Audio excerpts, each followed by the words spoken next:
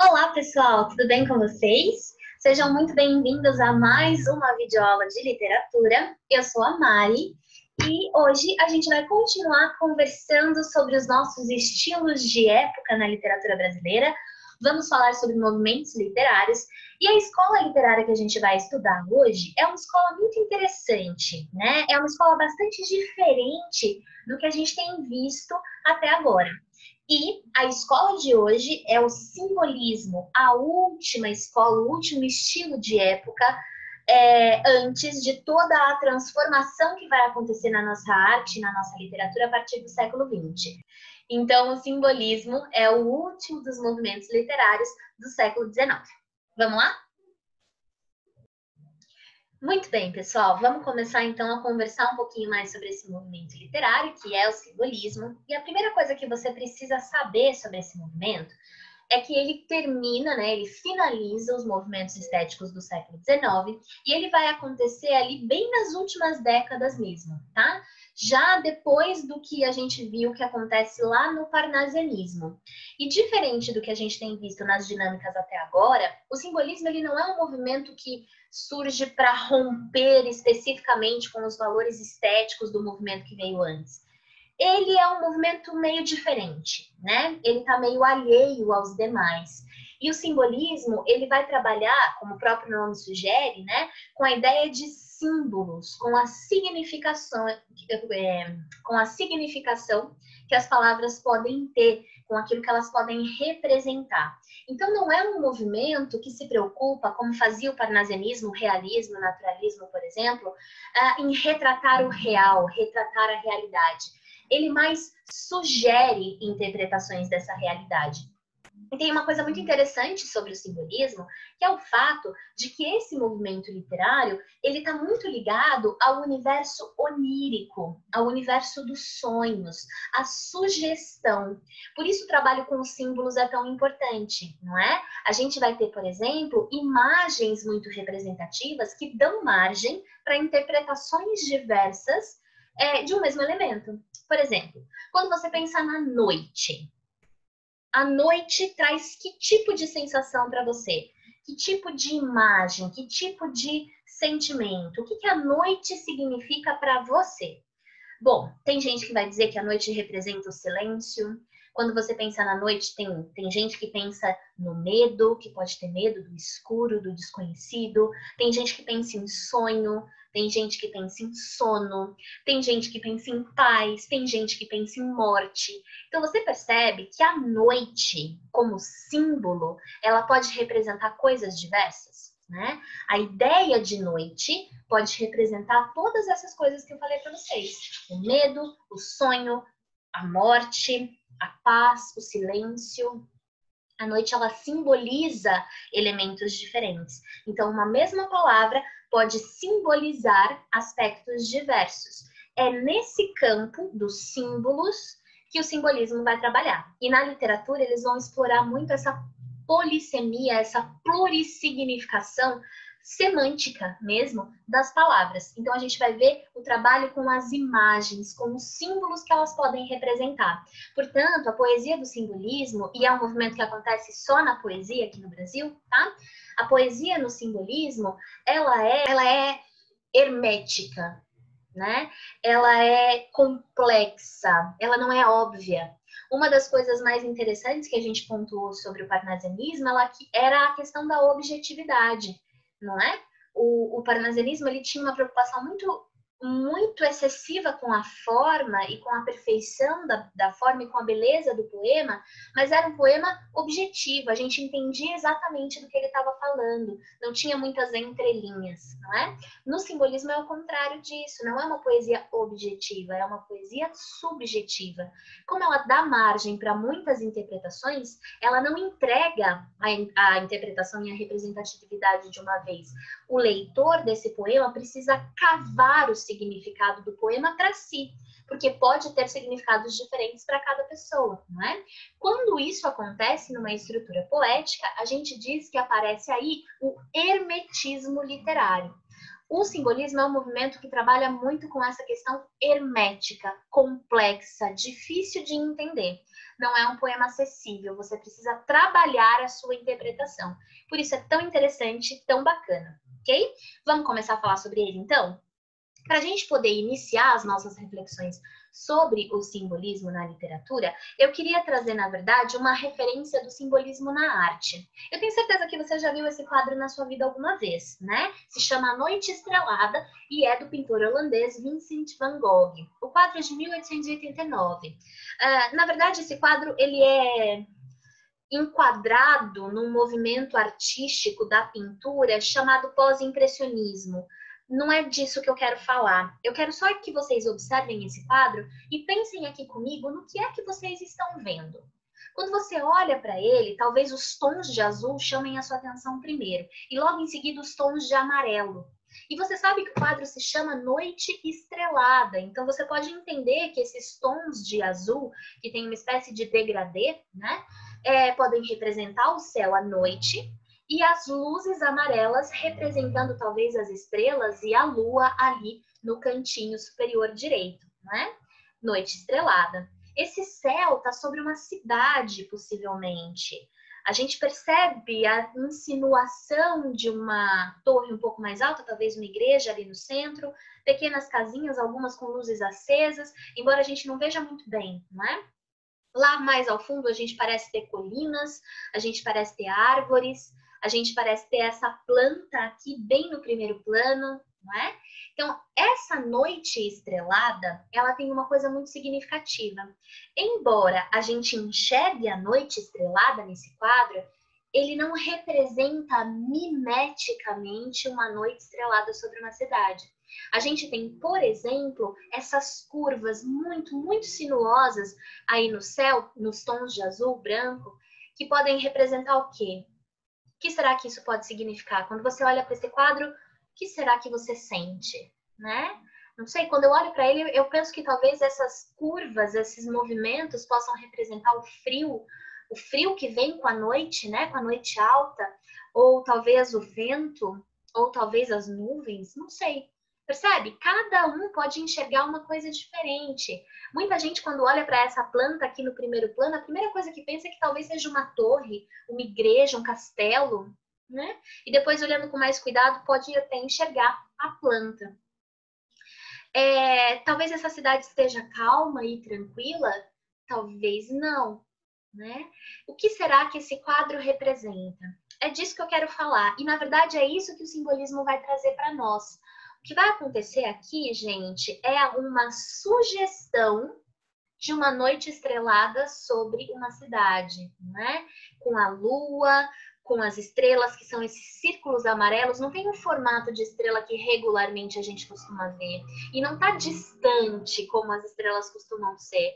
É uma bola amarela com uma insinuação de iluminação que sugere para a gente as estrelas da noite. E o movimento que sugere, talvez, o vento frio, o movimento da terra, as nuvens, é tudo sugestivo. O simbolismo na literatura, ele vai trabalhar exatamente dessa forma. Ele não define nada, ele só sugere. E é nesse âmbito da complexidade e da beleza poética do simbolismo que a gente vai mergulhar, né, nesse movimento literário. Você quer vir no meu colo? Quer aparecer? Oi, gente. Vamos falar de simbolismo.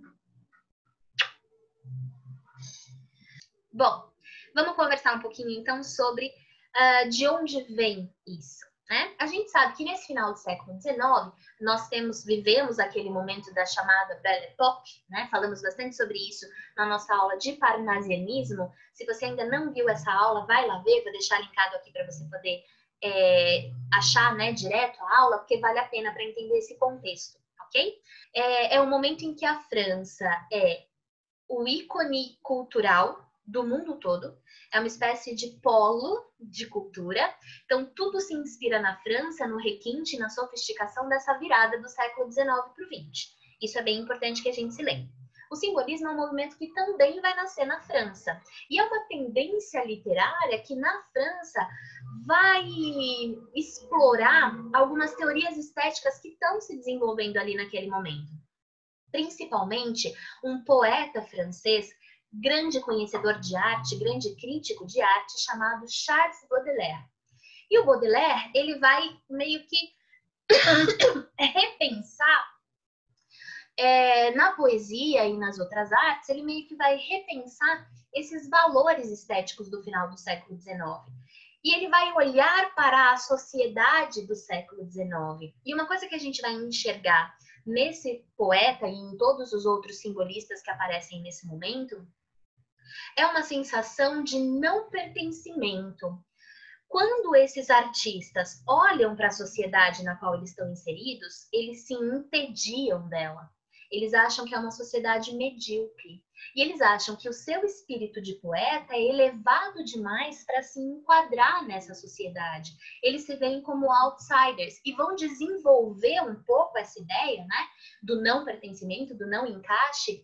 Eles vão desenvolver, na verdade, um pouco não, vão desenvolver muito essa ideia do não pertencimento e vão levar isso ao extremo. Então, é um movimento bastante exagerado, é um movimento estético bastante ligado a essa questão da elevação do espírito, da sublimação.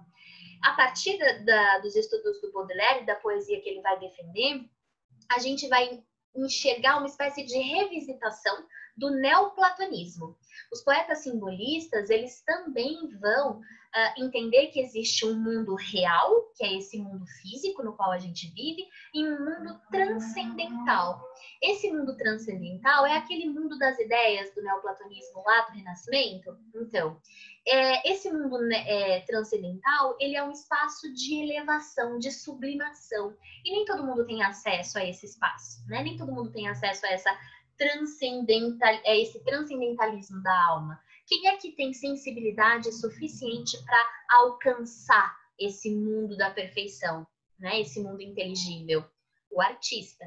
Então, também nesse sentido, o artista se enxerga como uma criatura superior, mais elevada. Por isso ele se entedia dessa sociedade burguesa medíocre, né? O tédio vai ser uma temática muito importante na poesia simbolista francesa.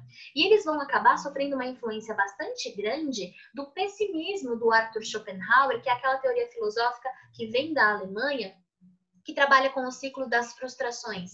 Você cria uma expectativa, ela não se concretiza, você se frustra, né? E fica péssimo. Mas você cria uma nova expectativa, volta a se frustrar, volta a ficar mal. Então, é um ciclo de frustrações. As frustrações são inevitáveis, não é? Isso também vai influenciar uma pegada um pouco mais baixo astral desses poetas.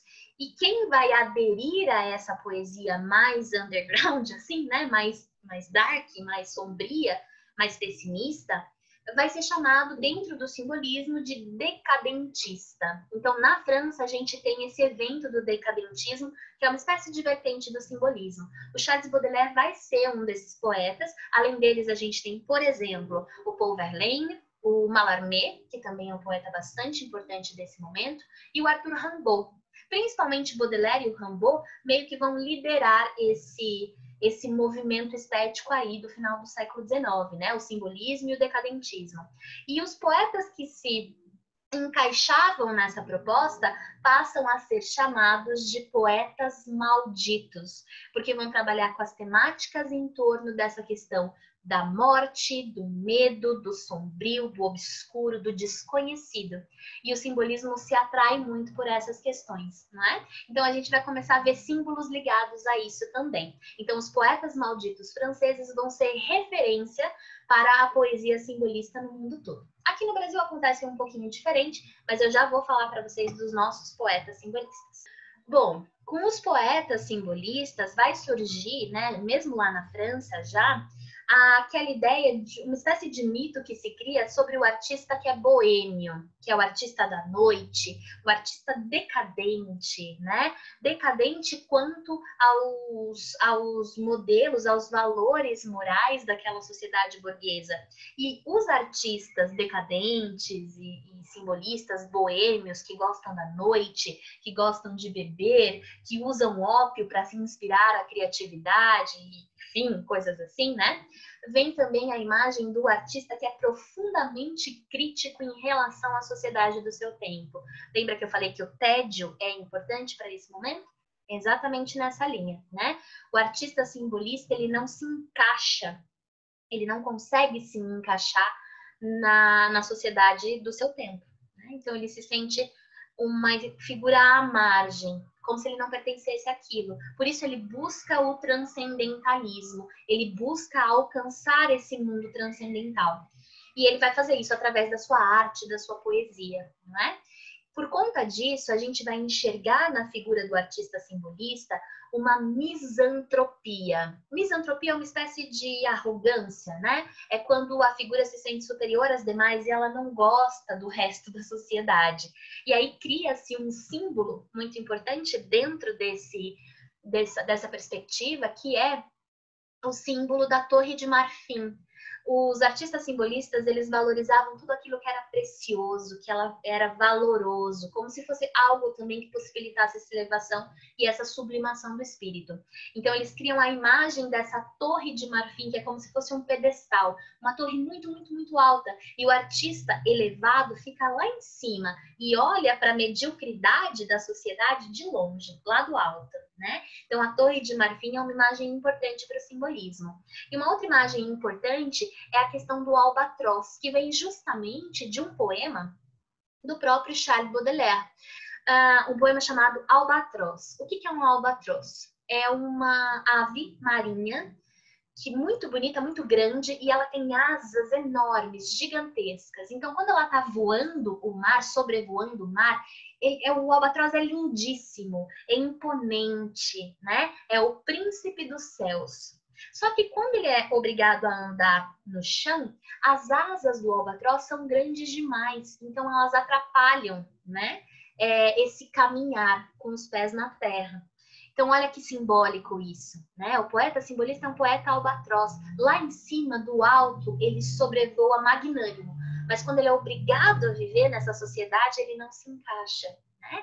Então, ele sofre.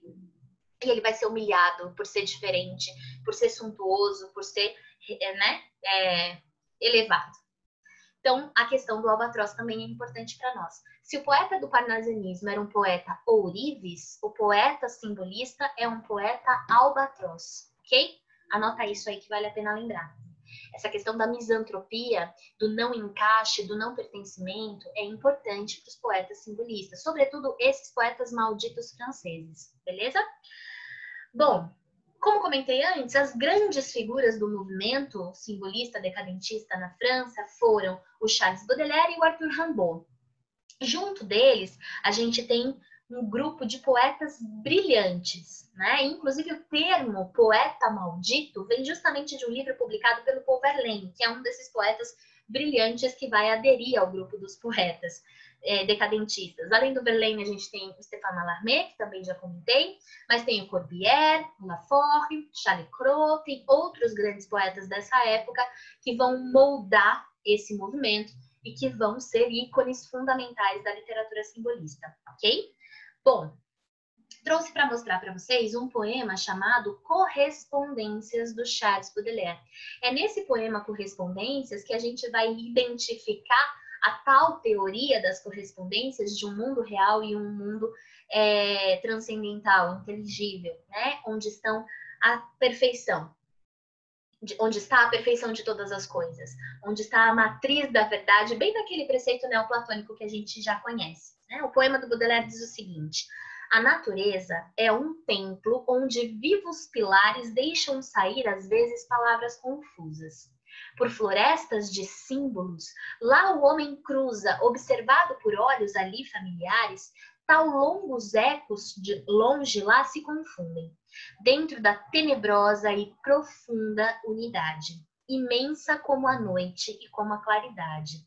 Os perfumes, as cores e os sons se transfundem, perfumes de frescor tal a carne de infantes, doces como o oboé, verdes igual ao prado.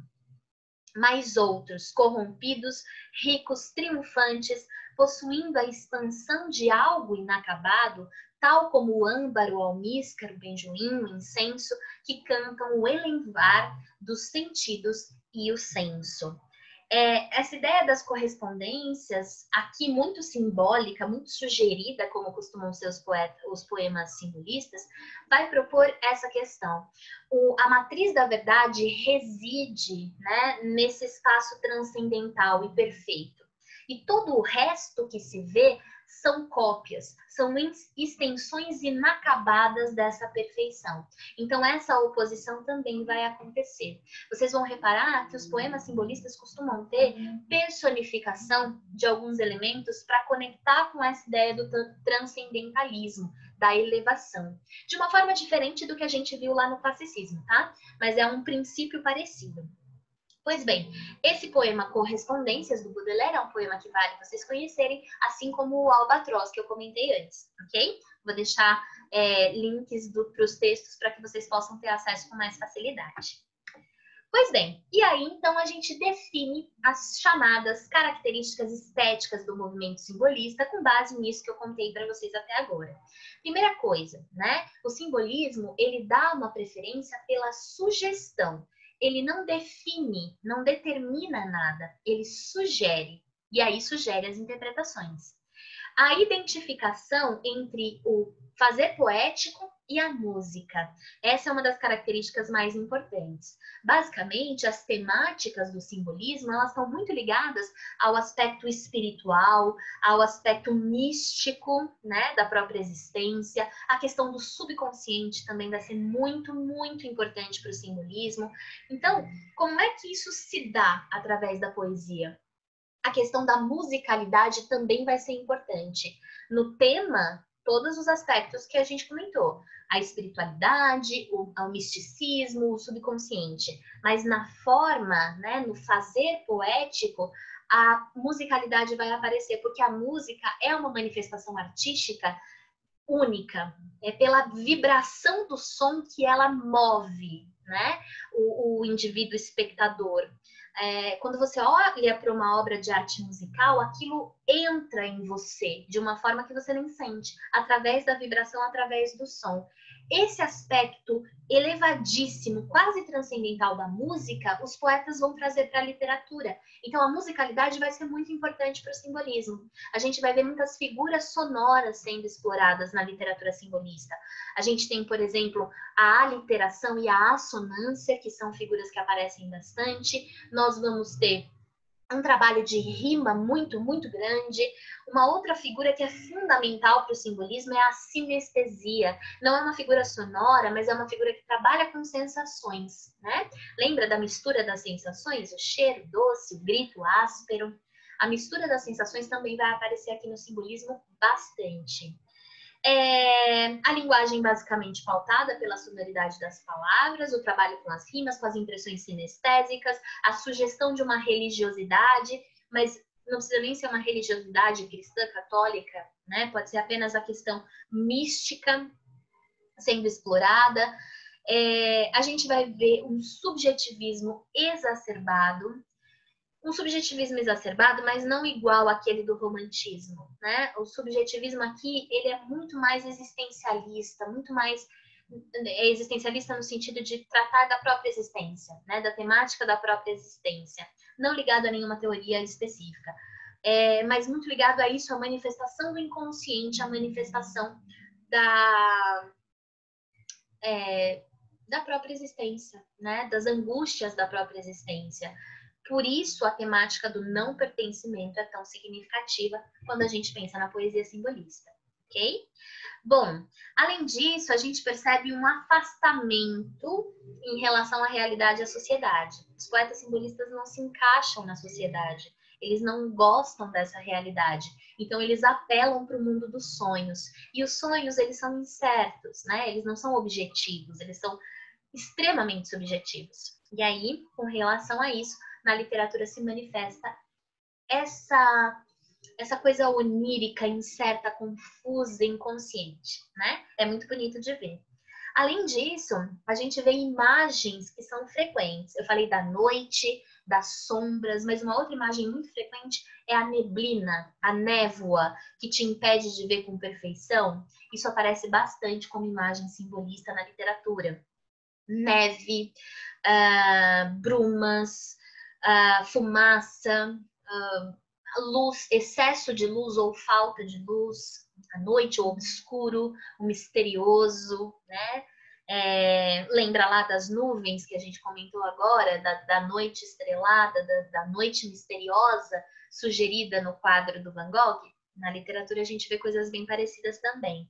As imagens são normalmente muito sugestivas, elas permitem interpretações diversas, e há uma grandiosidade, né, uma sensação de infinitude, de coisa magnânima, gigante, inalcançável.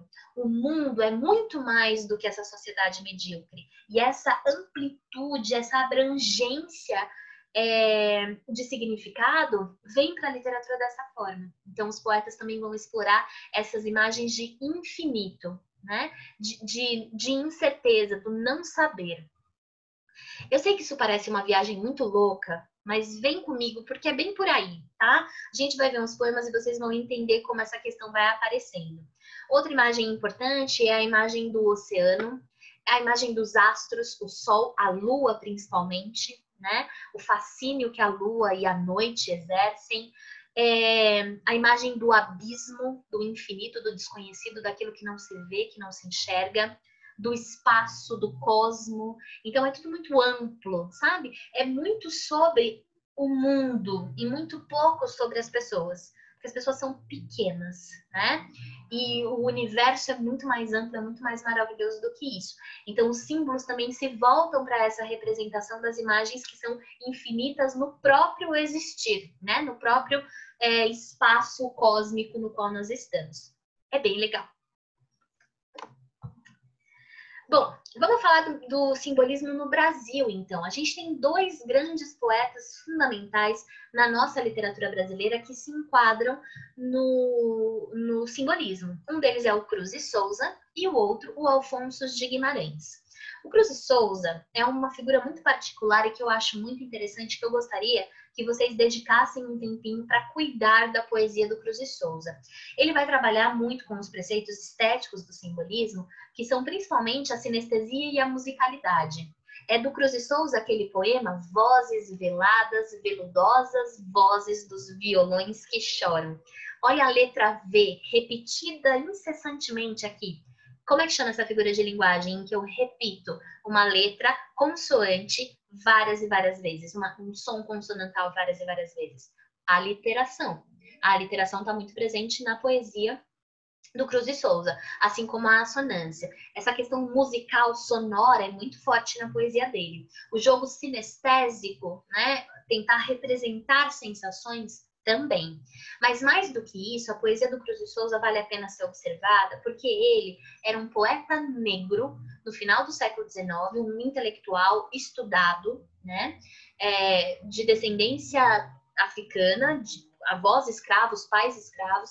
Ele teve seus estudos financiados por um senhor de engenho, antigo senhor dos seus pais. Ele era um intelectual, ele era uma alma extremamente sensível, e ele era uma figura inteligente, um espírito muito elevado, mas sofria um preconceito absurdo, né? E ele vai falar muito sobre isso, sobre esse não pertencimento do homem negro nessa sociedade, mas de uma maneira simbolista, não de uma maneira naturalista, realista, de crítica social, como a gente viu em outros momentos. Aqui é o homem negro que se sente rejeitado, pondo para fora, através da sua poesia, os impactos dessa rejeição. Então, a poesia do Cruz e Souza é uma poesia muito, muito forte, muito carregada, né? E é a publicação de Missal e Broquéis, que são dois livros do Cruz e Souza, que marca o início do simbolismo aqui no Brasil, em 1891. Missal é uma coletânea de pequenos textos em prosa, e Missal é uma questão religiosa. Lembra que a religiosidade é importante para o simbolismo? O Missal tem a ver com o caderno, né, de textos para as missas, que os padres costumam ler nas missas. E broquel, na verdade, é uma coisa interessante, é um tipo de escudo espartano. E ele vai escrever um livro de poemas que vai chamar esses poemas de broquéis, como se esses poemas fossem o seu escudo para viver nessa sociedade na qual ele não se encaixa e que o rejeita profundamente. Então, até isso é simbólico, né? Tudo é carregado de símbolos, de sugestões, de imagens. Então, é o tipo de literatura que a gente tem que mergulhar e cavar as interpretações. Bem aquelas viagens literárias que a gente gosta de fazer, né? É esse tipo de texto que a gente vai encontrar aqui, né? Na poesia do Cruz de Souza. Eu trouxe apenas um para a gente ler juntos, que é um que, embora eu ache assustador, é um texto muito potente. Tem outros, tá? É uma poesia que vale a pena conhecer. Tem outros, mas esse foi o que eu escolhi para a gente ler juntos. Se chama Acrobata da Dor. Ele vai falar sobre o lugar do artista nesta sociedade. E ele usa a imagem do acrobata. Acrobata é um artista circense, né? E é a acrobata da dor. Reparem que é um soneto, é um texto metrificado, é um texto de forma fixa, mas isso não é o essencial para a poesia simbolista, tá? Há muitos poemas que são, inclusive, em verso livre, então não é o excesso de preocupação formal que a gente via no parnasianismo. Mas o poema do Cruz de Souza diz o seguinte: gargalha, ri num riso de tormenta, como um palhaço que, desengonçado, nervoso, ri num riso absurdo, inflado de uma ironia e de uma dor violenta. Da gargalhada atroz, sanguinolenta, agita os guizos e, convulsionando, salta Gavroche, salta Clau, varado pelo estertor desta agonia lenta. Pedem-se bis e um bis não se despreza. Vamos, retesa os músculos, retesa nessas macabras piruetas d'áço. E embora caia sobre o chão fremente afogado em teu sangue estuoso e quente, ri, coração tristíssimo palhaço.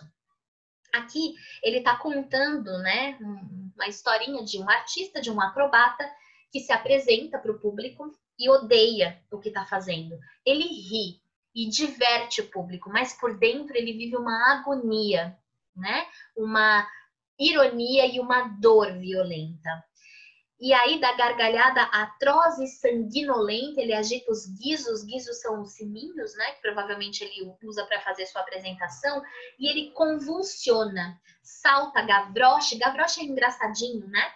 Para fazer umas palhaçadas, clown, que seria o palhaço, só que ao mesmo tempo varado pelo estertor, pela dor intensa que ele sente, da agonia lenta que o corrói por dentro.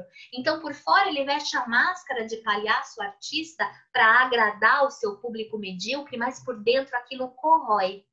E aí, o que acontece com ele? O público pede bis. Esse público medíocre pede bis. E um bis não se despreza, então ele vai e se apresenta de novo. E aí ele descreve essa cena da queda. Ele, inclusive, vai dizer que são piruetas macabras, né? A imagem que eu falei para vocês do sombrio, do obscuro, são piruetas macabras. E aí ele cai. E ele cai e continua rindo, ensanguentado, se afogando no próprio sangue que não cessa de escorrer. Ele morre rindo, ensanguentado. Então, eu acho muito tenebrosa essa imagem, porque é a imagem de um palhaço, né? De um artista de circo, é um acrobata, mas ele é clown, Gavroche, então ele é um palhaço. Do palhaço ensanguentado que ri apesar da dor. E ele mecaniciza esse processo de ser o artista para agradar o público medíocre de tal forma que até na morte ele permanece rindo. E permanece rindo porque talvez essa morte seja a forma dele se livrar dessa sociedade que ele condena e que olha para ele como um público olha para um palhaço. Percebem? Será que deu para vocês acompanharem? É nessa toada. É claro que isso tem a ver com a sensação de não pertencimento do artista simbolista, que está na sua torre de marfim, misantropo, afastado, dandy, né? Mas também tem a ver com a sensação de não pertencimento deste homem negro, artista intelectual e elevado, que é rejeitado nessa sociedade. Então, olha quantas multiplicidades de interpretações a gente enxerga num poema, num soneto de 14 versos, né? É essa potência simbólica, essa potência sugestiva que vai ser explorada na literatura simbolista. Bacana, né? É assim, meio baixo astral, mas é bacana, né? Bom, também coloquei aqui para vocês lerem com calma o poema que é o exemplo clássico de aliteração, não só de aliteração, mas também de assonância. Reparem que a gente tem nos vozes veladas, veludosas vozes, volúpia dos violões vozes veladas. A gente vai ter a repetição também das vogais, a, e. Então tem a assonância e a aliteração, que são duas características estéticas importantes para o simbolismo, ok? Só para a gente ir caminhando para o fim, eu fecho a aula de hoje falando do Alfonso de Guimarães, que é um poeta mineiro, simbolista também, que vai trabalhar de uma forma diferenciada. O Alfonso de Guimarães, ele tem uma temática quase que única na sua poesia. Ele vai falar muito da questão da religiosidade, mas ele vai trabalhar a religiosidade como se fosse uma maneira de acessar a sua amada morta. Então, de um jeito ou de outro, os poemas do Alfonso de Guimarães, eles sempre flertam com essa imagem da amada que morreu, da perda da amada, né? De fato, isso aconteceu na vida dele. Ele era prometido, noivo de uma moça que acabou adoecendo e morrendo muito jovem. Depois ele se casa de novo, tem muitos filhos, mas ele carrega esse fantasma da amada morta com ele, sabe? Só que, de novo, gente, a forma como isso se manifesta no simbolismo não é a mesma forma como se manifesta no romantismo, tá? No romantismo eu tinha um transbordamento subjetivo, né? Um excesso da emoção. Aqui é quase como se fosse uma reflexão metafísica sobre isso e sobre a própria morte, né? Então a ideia da moça que morre e a ideia do inalcançável, do inacessível é interessante para essa figura do Alfonso, e vai aparecer também na poesia dele a questão da religiosidade. Muitas imagens religiosas, como a igreja, a torre, o sino da igreja, né? Ele explora, inclusive, as onomatopeias em torno do sino por conta disso. A imagem da igreja ao entardecer, tem um poema dele chamado Catedral, que vocês também devem procurar para conhecer, em que ele vai trabalhar muito sensorialmente a imagem do entardecer sobre a torre da igreja, o barulho do sino. Então, religiosidade e a amada morta, a perda da amada, são coisas importantes aqui, tá bem? E a questão da religiosidade resvala em aspectos que são característicos do catolicismo, né? Temáticas em torno que são de todos os tempos. Deus e o diabo, certo e errado, a ideia do mundo real, do mundo carnal, enfim, do conceito de universo transcendental, tudo isso vai aparecer também, tá bom?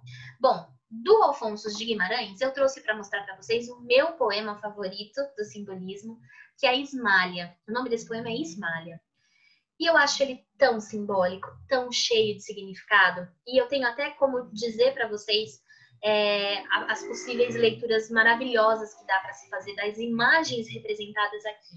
Vou ler o poema e depois comento, tá bem? O nome dele é Ismália. Quando Ismália enlouqueceu, pôs-se na torre a sonhar.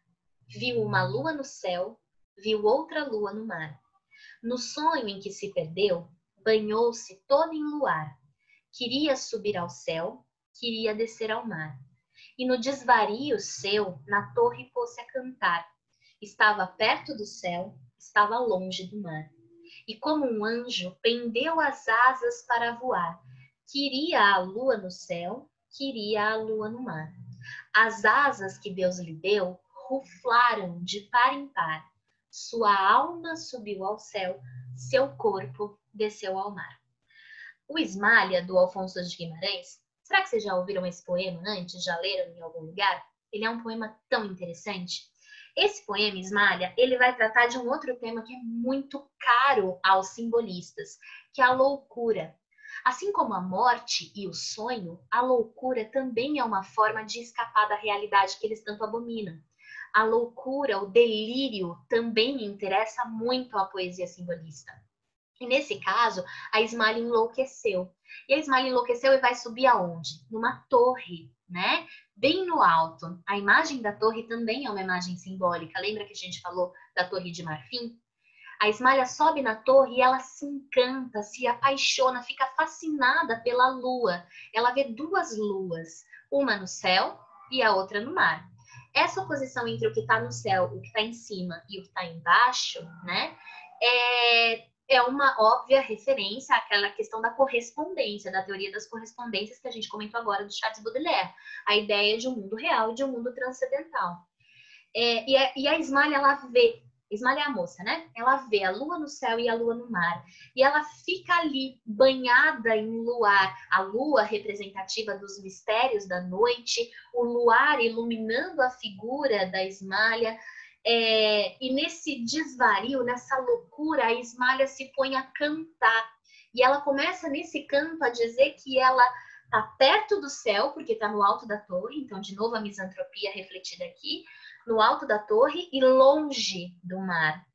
A imagem vai se construindo para nós, dessa moça louca, enlouquecida, desculpa, desvairada, que está no alto da torre. E nesse desvario, ela começa a cantar perto do céu e longe do mar, muito alta, né? E aí a gente vai ver que a Ismalha vai se pender como um anjo. E aí o poema diz, ela queria a lua no céu, ela queria a lua no mar, né? Ela queria o melhor dos dois mundos. E ela tenta alcançar a lua no céu. E ela tenta ruflar é bater as asas, tá? Ela tenta ruflar as asas que Deus lhe deu. Que asas Deus deu para Ismalha? Nenhuma. Então, o que acontece com ela? Ela cai.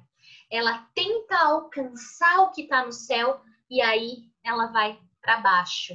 E aí o poema se encerra dizendo que o corpo caiu ao mar e a alma subiu ao céu. Então, de novo, essa correspondência, a Ismalha daqui do chão e a Ismalha de lá de cima. É tão bonito isso e dá para ser interpretado de tantas formas diferentes. E para encerrar a aula de hoje, eu vou te fazer uma sugestão. Gostaria muito que você fosse atrás disso, tá? Ainda mais você vestibulando, isso só pode te ajudar. Eu quero que você escute a música Ismalha, do Emicida, do álbum Amarelo. O Emicida, inspirado nesse poema do Afonso de Guimarães, ele vai pegar essa imagem de querer a lua do céu e acabar caindo ao mar para fazer uma crítica sobre a questão do racismo aqui no Brasil, sobre o povo preto que quer galgar a lua do céu e acaba sempre caindo a lua do mar. E no meio do poema tem uma declamação maravilhosa da dama do teatro, da rainha da dramaturgia brasileira, da Fernanda Montenegro, lendo esse poema do Afonso de Guimarães. É maravilhoso, tá? Vou deixar também linkado aqui para você, aqui em algum lugar, para que você possa ouvir essa música. E eu quero que você preste muita atenção em como os símbolos da Ismalha do Afonso de Guimarães são aplicados na música do Emicida como motivador de crítica social. Esse diálogo intertextual pode ser muito bacana para você vestibulando, ok? Bom, espero que tenha dado para você conhecer um pouquinho mais sobre o simbolismo aqui no Brasil. É um movimento dos mais complexos e dos mais interessantes. É uma poesia que dá margem para a gente mergulhar nela e ficar ali, né, nadando naquele universo durante muito tempo. Não é uma poesia fácil de entender, mas vale muito a pena conhecer. Espero que você tenha gostado. Aguardo você aqui na nossa próxima aula de escola literária. A gente vai finalmente sair do século XIX e mergulhar nas primeiras produções literárias do século XX. Espero você aqui para a próxima, ok? Super beijo, se cuida e até lá!